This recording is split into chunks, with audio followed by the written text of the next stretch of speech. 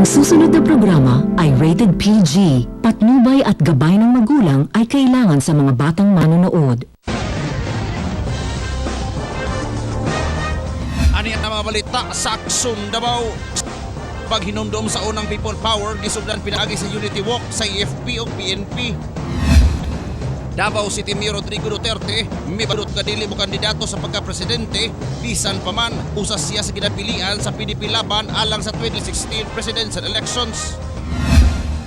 Pamilya sa gipatay nga tricycle sa Tugbok District, dili pa madawat ang ginangatan sa Kabanay. Pulis sa Mati City, kasamdan atol sa pagpangatake sa mga rebelde sa ilang istasyon, gibisita o gipasidunggan sa PRO 11. Og Davao na Ami 2015, walang pusong gisugdan kahapon. Ang mga maksong balita, sugdan na! Sa bansang mga dapit na marabot ni para saan nga ba ang mga nakatambak na mga relief goods? Tulad nitong DFD-15. Nananatili pa rin daw siyang kampiyon sa puso ng kanyang mga kababayan.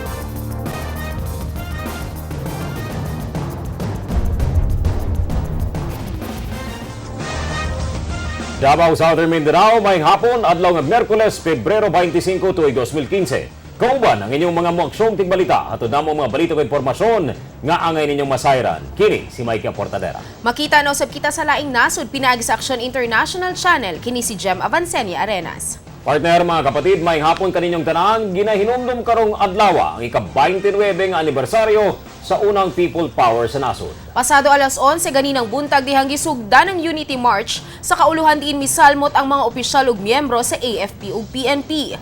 Gisundan kini sa usa ka wreath laying sa People Power Monument nga gipangunahan mismo ni Presidente Benigno Aquino III. Mitambong sab sa aktibidad ang mga miyembro sa gabinete, lakip na ang pipila ka mga personalidad sa EDSA 1. Ang pagsurrender sa rebelding New People's Army sa kamot sa gobyerno ang nahimong unod sa panawagan sa kasundaluhan sa pagselebrar karon sa ika-29 katuig nga EDSA Revolution. Sumala sa Eastern Mindanao Command, hingpit lang mabati sa katawhan ang tinuod nga kagawasan kung ugaling matapos na ang kagubot nga hatod sa rebelding pondok sa daghang dapit sa nasod. Gidugang sa kasundaluhan nga dili pwedeng irason sa NPA ingon man sa mga progresibong pondok nga ang presensya sa kasundaluhan sa kabukiran maoy nagdala og kagubot. Sanglit kalambuan, matod pa ang tuyo og tumong sa militar alang sa katawhan, pinaagi sa nagpadayong Peace and Development Outreach Program. So ang panawagan po natin ngayon, especially sa mga kapatid natin ng mga NPAs, ay mag-surrender na sila, no? So that they can experience the real democracy that we are experiencing now. Usamatod pa si Davao City Mayor Rodrigo Duterte sa mga ginapilian sa PDP laban nga mamahimong 2016 presidential bet. Apan mibarog ang mayor nga dili gihapon siya mudagan sa pagka-presidente. Umaaksyon si Lerma Alingalan. Ligon gihapong gibarugan ni Davao City Mayor Rudy Duterte nga dili mo kandidato sa 2016 presidential election, luyos sa mga sugyot sa kadaghanan nga padaganon kini. Ato sa ika-33 nga anibersaryo sa Partido Demokratiko Pilipino, lakas ng bayan kon PDP laban ni adtong Sabado, gibutyag ni Senator Aquilino Coco Pimentel III, presidente sa maong partido, nga si Duterte ang isa sa ilang mga gipilian isip standard bearer. Apan, sa makausapan sa mubling gibarugan gihapon ni Duterte nga dili mo kandidato isip presidente. Gipaklaro sab sa mayor nga ang iyang pagsuroy sa pipila ka mga syudad dili sa yung pagpangampanya, apan kalabot gihapon sa padayong pagsulong sa federalismo. Kada partido mangita na sila karon og kandidato. Okay? Ako that never was a time ningon kung kandidato ko pagka presidente. Ang akong giingon sa inyo nganong ulibot ko, ginadrum up na ako ang federalism. Tumong matod pa sa pagsuroy ni Duterte sa mga lugar nga ipasabot pag-ayos sa katawhan, ilabi na sa mga Mindanawan, ang kabag-uhan o kaayuhan kung ipatuman ang federalismo.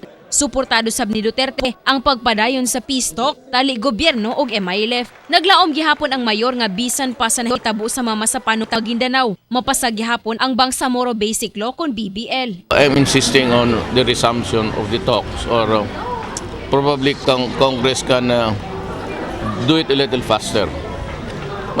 padalian nila yung ano, because I said, we do not put somebody or some entity into yung sa dahil doon sa mamasapan mo. Kahinumduman nga ni adtong 2014, mibutyag sab si Senator Miriam Defensor Santiago nga buot nini mahimong running mate ang mayor kung mudagan ang senadora isi presidente sa 2016. Umaaksyon. Lurma Alingalan, News 5. Mangno karon si Davao City Mayor Rody Duterte sa mga nagpailang membro sa Moro Islamic Liberation Front ug Bangsamoro Islamic Freedom Fighters nga nagapangilkil sa mga establishmento sa Dakbayan. Sumala ni Duterte, girespeto niya ang tanang mobisita sa syudad, bisan pa man mga membro kini sa MILF o BIFF.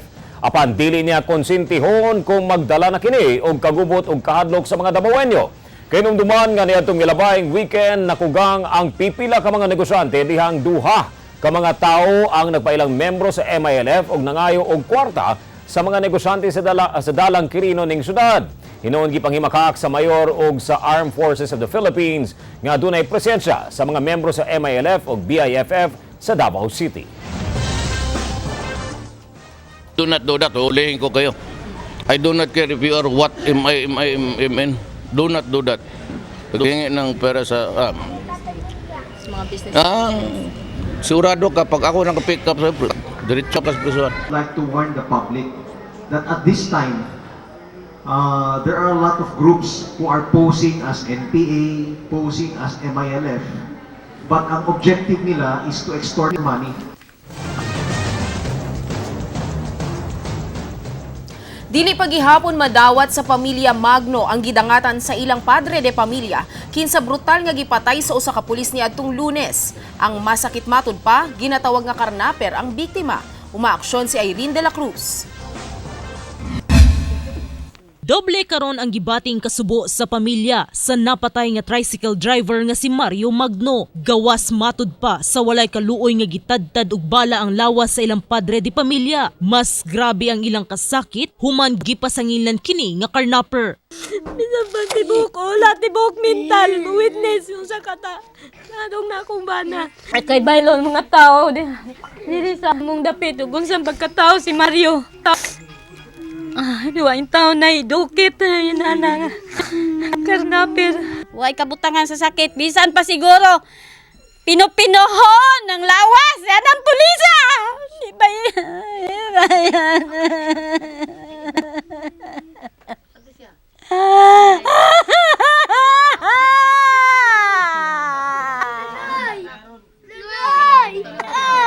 Nay! Yung pinapinay mo! Ay! Ay! Tubig. Kita ba sa sagitan nga mama na lang kung isaligan pa yun ako Mama na naman na itong pagkaon na to. Sakit akong dughan na nasuko sa nagbaril sa iya lami tukon patyon. Dili siya dapat tawag og pulis. Kaya ang pulis dapat maghatag og peace, wala siya naghatag og peace.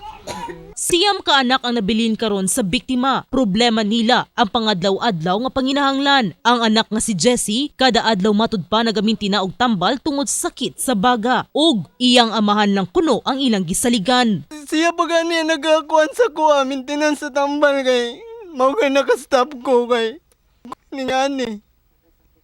Nagkasakit ta. Ako porsigido yung kumiskwela. Pero gana siya nga ayaw sa kay paayo sa ka. Mga eskwela lagi ka nga namang mukuan manggo nimo. Nya karon saon na karon. Gidala na ganinang buntag ang patayng lawas sa tricycle driver nga si Mario Magno sa mismong panimalay ni ini sa barangay Ula, Tugbok, ning Dakbayan. Gahapon sa gihimong drug test sa suspect nga si PO2 Josel Horolan, ingon man sa mga kauban ni ini sa Rapid Deployment Platoon sa Tugbok District, negatibo ang resulta. Kagahapon dunay drug test nga gipatigayon sa iya and then it turned out na negative siya sa result sa ato ang drug test. Apan sumala sa Investigation and Detective Management Division sa PRO 11, nagnegatibo man gahapon sa droga si Horolan, dili kini pasabot nga wala kini nagagamit kaniadto. It's not a guarantee na hindi siya gumagamit, pero hindi rin siya nagsasabi na hindi na gumamit siya. During the facts of the case, we have a strong evidence against him.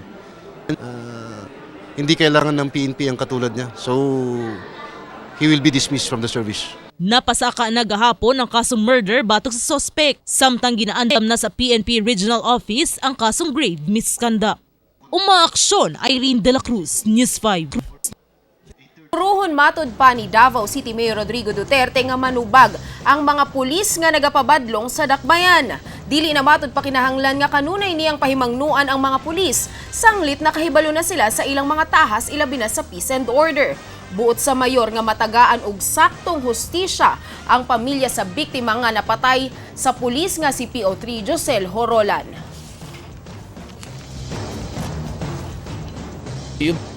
Hindi ko na kailangan i-remind yung mga lahat. You behave. Why do you shoot people?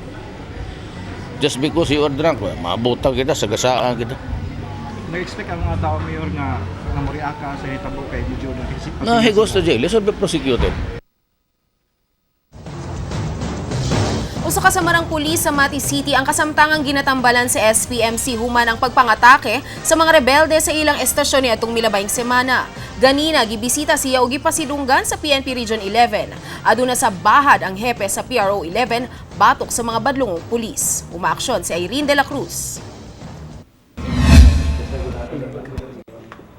Gibisita ganinang buntag ni PNP Regional Director Police Chief Superintendent Wendy Rosario ang laing usapa kasamarang pulis sa Mati Police Station nga si PO2 Daniel Babaw nga padayong nagapaayo sulod sa usa ka ospital ning Dakbayan. Tungod dili pa kaayo maayo ang paminaw ni Babaw, gitunol na lang ni Rosario ang medalya ngadto sa asawa sa maong pulis isip pasidungog sa kaisog ni Babaw sa pagdepensa sa estasyon atol sa pagpangatake sa NPA. Nakadawat sa cash assistance ang pamilya.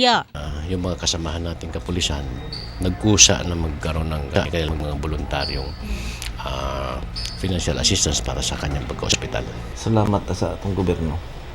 Back to normal na matod pa ang sitwasyon sa Mati Police Station. Prioridad sab matod pa nga mabutangan na og kural ang palibot sa istasyon ug sa dili madugay sugdan na matod pa ang rehabilitasyon sa Mati Police Station. Ang Mati Police Station ngayon ay back to normal. Nakausap ko kahapon si Mayor Rabat, and then on the way na yung actually may funding na yung sa bakod, kasi that's one of our concern. And then yung sa rehabilitation, they have already submitted to me yung funding, but initially napag-usapan naman namin ng provincial director na initially aayusin na lang muna paunti-unti yung station. Apan kung gipasigarbo ni Rosario ang pipila ka mga pulis sa Mati Police Station tungod sa maisugong pagdepensa sa ilang istasyon, ingon man pagprotektar sa katawan batok NPA. Seryoso sab nga nagbahad karon si Rosario sa mga pulis nga adunay planong magbinuang sa ilang serbisyo. Kini human sa nitabong krimen din gitadtad og bala sa usa ka pulis nga si PO2 Josel Horolan, ang usa ka tricycle driver nga si Mario Magno. I warn all policemen under me, officers and PNCOs, na mag-isip-isip na gumawa na twice, no, bago gumawa ng mga kamalian dahil for sure we will dismiss them from the service. Umaaksyon, Irene De La Cruz, News 5. Ordinansa nga naglayon nga makaangkon ang syudad ug kaugalingong crematorium gidusot ni Councilor Diosdado Mahipos. Samtang pipila ka mga konsehal sa syudad, mipasibaw si ilang kadismaya human nga pipila sa mga gimugnang ordinansa niini ang wala pa maimplementar hantod karon. Umaaksyon si Mike Pasco.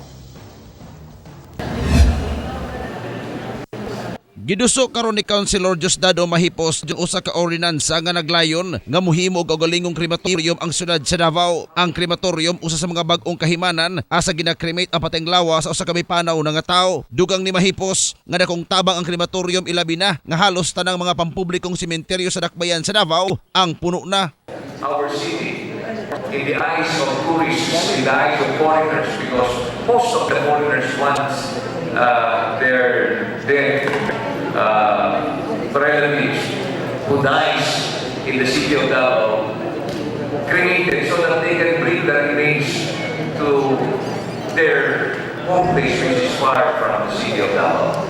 Most of the time, foreigners are just left to be buried in our cemeteries. Apan sumala ni Councilor Bonifacio Militar, dugay rang naprobahan ang susamang ordinansa panahon pa sa administrasyon ni kanhi Mayor Inday Sara Duterte Carpio. Apan wala matod pa kini na implementar, human nga gi-realign ang 50 milyones pesos nga budget alang niini ngadto sa laing proyekto sa syudad. Busa buot karon ni militar nga ipadayon ang pagpatuman sa naamindahang ordinansa. Kini sabang nahimong rason nga may pasibaw og kadismaya si Councilor Militar tungod matod pa kadaghan nga mga namugnang ordinansa nga wala pa hingpit nga naimplementar sanglit walay budget. Usa sa mga aprobadong ordinansa nga gipanday ni Councilor Bonifacio Militar mao ang rehabilitasyon ni ining Muslim cemetery dinhi sa maaning syudad. Gani aduna kini proposed budget nga 4.8 million pesos, apan hangtod karon wala pa kini nasugdan.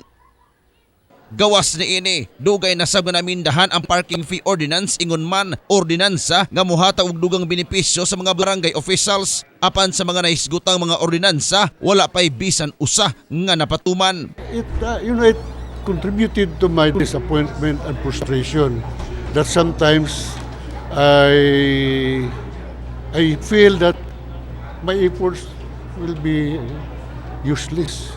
Sa karon, buot sa mga konsihal nga mumugna og oversight committee nga pangunahan ni Majority Floor Leader Bernard Alag aron nga maoy mo check sa mga ordinansa nga wala pa napatuman.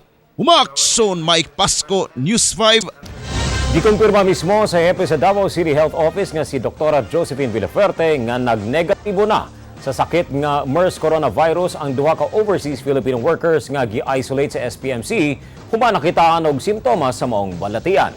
Huwebes sa milabayng semana, mitahan ang usa ka OFW nga gikan og Riyadh, Saudi Arabia. Samtang ang laing usa pa ang midangop niadtong Biyernes human nga parehong nakasinati og kalintura ingon man mga pag-ubo. Apan human kini gipaubo sa throat swabbing test, migula nga negatibo kini sa MERS-CoV.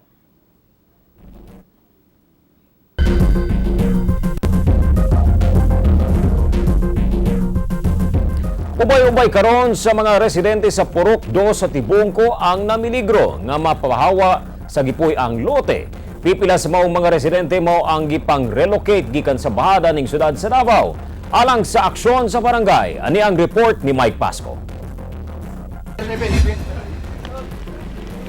Pipila sa mga residente sa Purok 2 sa barangay Tibungko ning syudad ubo sa Friendly Homeowners Association ang miduol sa aksyon sa barangay human nga namiligro mapapahawa sa ilang mga Pinoyanan. Ang maong mga residente mao ang mga kanhin na muyo sa GP Laurel Bahada o gidimulis dihang gitukod ang usa ka dakong mall ni Gaisano. Kapin sa 200 ka pamilya na nimuyo dinhi karong dapita ug sagad sa mga residente dinhi gipang relocate gikan sa nakadiyang dapit dinhi sa dakbayan sa Davao. Pipila sa mga residente karon ang nahadlok sang pipila kanila na miligro nga mapapahawa dinhi. Mukabat matod pa sa 38 ka pamilya ang gitanggal sa listahan sa mga homeowners. Sanglit uban kanila wala matod pa makabayad sa binula niini nga bayronon. Ang uban gipaasyo kuno sa mga opisyales sa asosasyon ang gipanag-iyahang mga lote. Dili isang matod pa moatubang ang mga opisyales sa asosasyon aron nga matagaan og pagklaro ang ilang mga yangungo. Bernie, partial ko 5,000. 5,000 akong gipartial.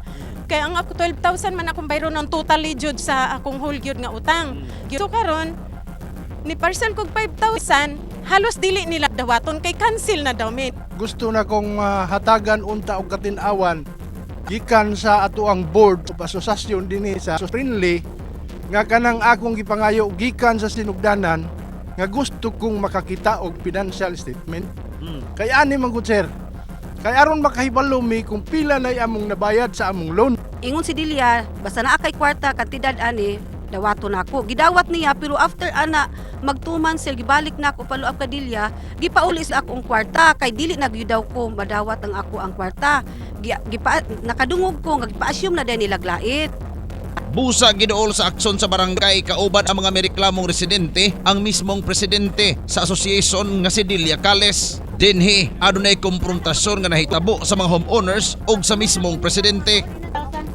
Ayaw pa kanang ayaw di pag na ayaw pamakak. Dili kay ko ningon kanang resibo akong gikuwag basi. Ayaw pamakak. Si Sir Ping nanawag sa kuha. Ayaw di unsay pagpanawag ni Sir Ping. Ayaw di ka pamakak lang kay gulang na kanang. Bayad naman daw siya ani. Bayad ana. Ang ubang residente wala na puggang mahimong emosyonal. Ang among resibo naay mga tamper-tamper nya. kanang nay mga erasure niya kanang ang among 13,000 nga kuan wala pa ninyo gihatag ang resibo. Apan sumala sa presidente, sagad matod pa sa mga mereklamo homeowners ang wala nakabayad sa ilang binulan nga bayronon. Sumala matod pa sa Section 10 sa gilagdaang lease purchase agreement sa mga homeowners, 3 ka bulan nga dili makabayad ang usa ka okupante, gilayon kining tanggalon. Sanglit giloan matod pa sa bangko ang bayad sa maong yuta, busa importante nga makabayad ang mga homeowners aron nga adunay pangbayad sa bangko. Sila nagpirma sa LPE sir, gipabasa na sila.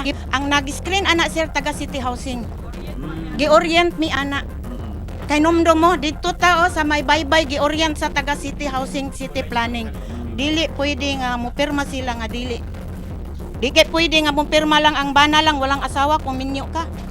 So nang gipabasa na nila sa ilaha. Giangkon sab sa mga homeowners nga naay panahon nga dili sila makabayad tungod sab sa kapit-o sa panahon. Busa nangayo og pagsabot ang mga homeowners sa ug nang hinaot nga matabangan sila sa buhatan sa City Housing tangon man ni Mayor Rodrigo Duterte. Para sa aksyon sa barangay, umaaksyon Mike Pasco, News 5.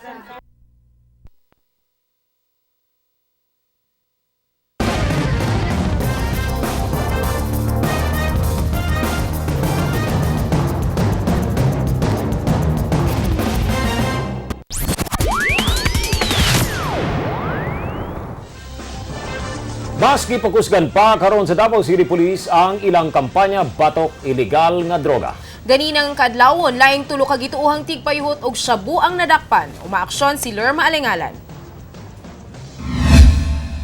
Tulo ka mga sachet sa gituuhang shabu. 2 ka mga plastik sa pinaugang dahon sa marijuana, daghang mga drug paraphernalia, sama sa improvised toaster, ang narecover sulod mismo sa panimalay sa usa ka Carlos Ortiz. Kinihuman gipahigayon ang bypass operation sa Talomo PNP, batok sa dinakpan, alas 3 ganinang buntag sa Purok San Francisco de Asis, Barangay 74-A, Matina Crossing, Davao City. Nadakpan sab ang mga kauban ni ini nga sila Triwin Alcantara o Rose Ann Hunter, kinsa kauban ni Ortiz nga naatlan sa kapulisan nga nagpat session. Sumala sa mga opisyal sa barangay, pipila na katuig sa maong binuhatan si Ortiz, gani gibiyaan na matod pa kini sa asawa tungod sa bisyo ni ini. Daghan na sab kuno ang may report nga mga residente kalabot sa mga illegal nga transaksyon ni ini. Gani gibadlong na kuno si Ortiz nga undangan na ang illegal nga binuhatan sa ilang lugar apan wala kini panumbalinga sa dinakpan. Hinungdan nga nagpatabang na ang mga opisyal sa barangay. Kining taga dir sa balay, dugay naman ako ning ginawarningan.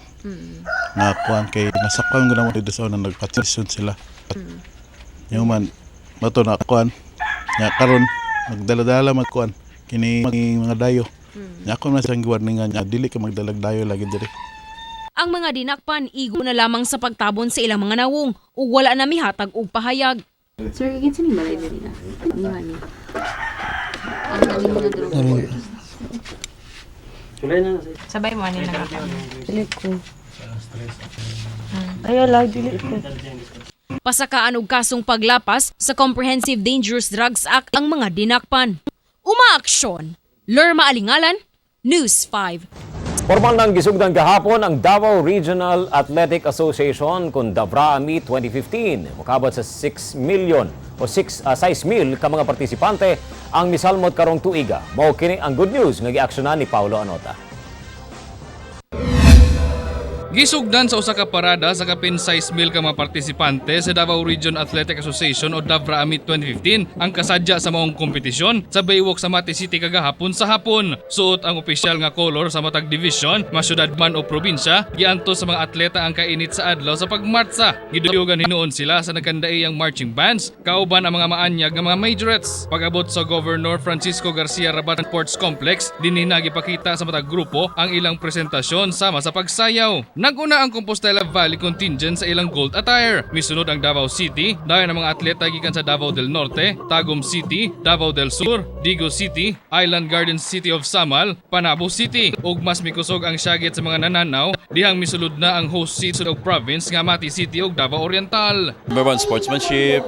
You try to be a real human as you can be by giving yourself to sacrifice and then giving yourself to others. No? Adunay 36 ka mga athletic events ang salmutan sa mga partisipante. 15 niini sa elementarya ug 21 sa secondary level. Ug karong tuiga, opisyal na malakip sa Davra alang sa pagpangandam sa palarong pambansa ang mga sports nga billiards, martial arts nga wushu, wrestling ug futsal. Gipaniguro hinuon sa lokal na panggamhanan ug otoridad, luwas ang mga bata sa peligro sa armadong grupo sama sa pagpangatake sa Mati Police Station baguhat lamang.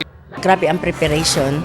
So sa tanan, manghinaot ta usab. Of course, we have prayed so hard to the Lord that nothing untoward would really happen. And we see to it na yung delegates natin coming from different provinces, yung mga bisita natin, yung mga parents, guardians ng mga delegates are safe and protected during their stay in Davao Oriental. Mulungtad hantod Pebrero 28 adlong Sabado ang Davra Meet 2015. Umaaksyon Paulo Anota, News 5. Gipasidunggan sa Philippine Military Academy Alumni Association Incorporated ang kanhing director sa Davao City Police Office nga si Police Chief Superintendent Ronald Bato de la Rosa. Si de la Rosa mo ang 2015 PMA Cavalier Awardee sa Police Operations. Dako matod pa ang pasalamat niya sa mga misuporta kaniya lakip na ang mga Dabawenyo. Kasamtangang Chief of Staff sa Police Training Service sa Camp Crame si Bato ug miyembro sab sa Board of Inquiry sa Mama Sapano Encounter. Pasalamatan ko sa tanan. Ikan sa Ginoo, hantod sa komunidad, sabi nga dyan sa Davao, no? Community sa Davao. Pero gana ko na-accomplish mo mga significant accomplishment na i-consider. Kabalubo mo mga kapatid ng awang former heavyweight. Yung sa ikakulat sa tanan, yung mutombo mga kapatid. Alang sa atong Kabalo Bamo segment karong adlaw, atong makauban si kapatid na Robert Teo.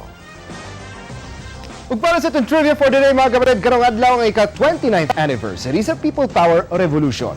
Ang EDSA Revolution ang nahimong pamaagi para mapanaog sa pwesto si kanhi Presidente Marcos. Karong adlaw, ang itong trivia kaya ang gitawag nga the world's poorest and most charismatic world leader nga si Jose Mujica, na presidente sa Uruguay. Kini atong feature for today.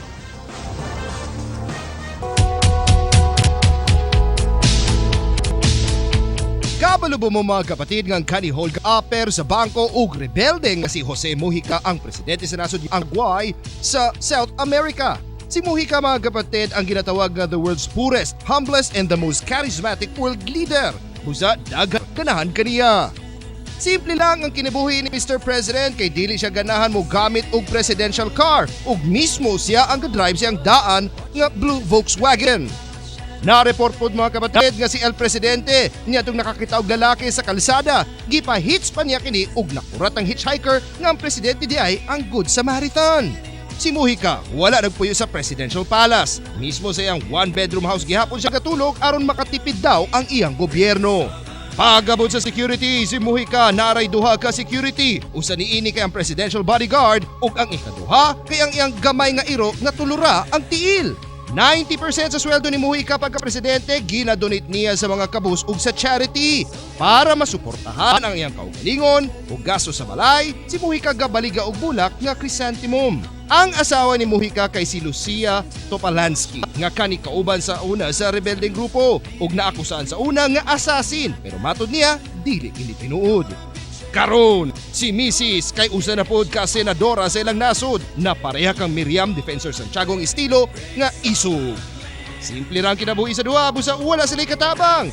Magatiman sa ilang mga pananom nga ibaliga ug muserbisyo sa katawan tungod walay katabang. Si Jose Mujica si Mr. Right, pero si Mrs. is always right. Busa si Mr. ang dakilang labandero sa duha ug gaatiman sa pagkaon sa ilang mga alagang iro. Kung si Presidente Noynoy Aquino III hilig og madako nga sakyanan, ug once upon a time may palit og Porsche nga sports car, si Mujica kontento na siyang kagang-kagang nga Vox. Ug matod pa siyang misis, backup ni Mujica in kaso nga di mo ang iyang bao, ang iyang bike always ready daw nga muserbisyo kaniya. Si Mujica nakulong og 13 ka tuig sa una kay gapang hold up og bangko aron makalikom og pondo para siyang rebeldeng grupo. Pero matod niya sa interview, wala siya mipatay og tao kay dili tanang rebelde, killer. Ang presidente sa Uruguay ang tinod nga masa. Muhika para sa masa. Manghinaota nga atong sunod nga presidente inani kasimple.